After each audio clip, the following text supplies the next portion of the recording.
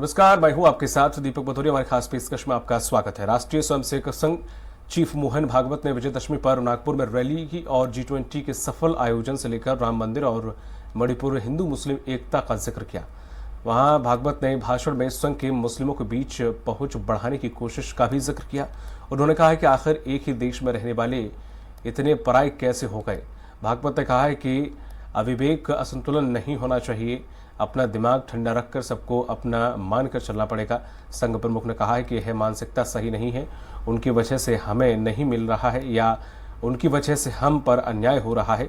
उन्होंने कहा है कि विक्टिमहुड की मानसिकता से काम नहीं चलेगा, कोई विक्टिम नहीं है। उन्होंने कहा है कि वे कहते हैं कि मुझे किसी बस्ती में घर नहीं मिलता, इसलिए अपनी बस्ती में ही रहना होता है। एक ही देश में रहने वाले लोग इतने पराये हो गए हैं। उन्होंने कहा है कि चुनाव में हम सतर्क रहना होगा और किसी के बहकावे में आकर मतदान नहीं करना है।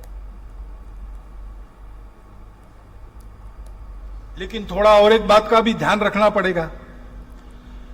दुनिया में कुछ लोग हैं, भारत में भी कुछ लोग हैं जो नहीं चाहते कि भारत खड़ा हो,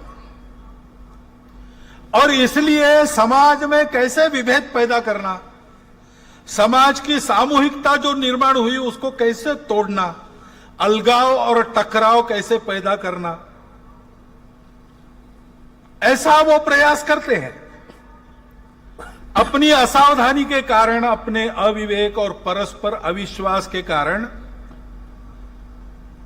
हम भी कभी कभी उसमें फंस जाते और अप्रत्याशित उपद्रव खड़े हो जाते।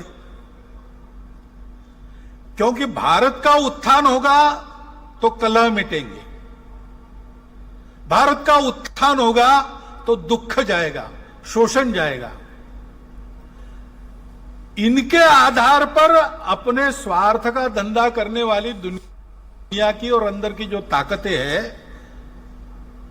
भारत बड़ा होने से उन पर मर्यादा आएगी, वो अपने खेल नहीं खेल सकेंगे।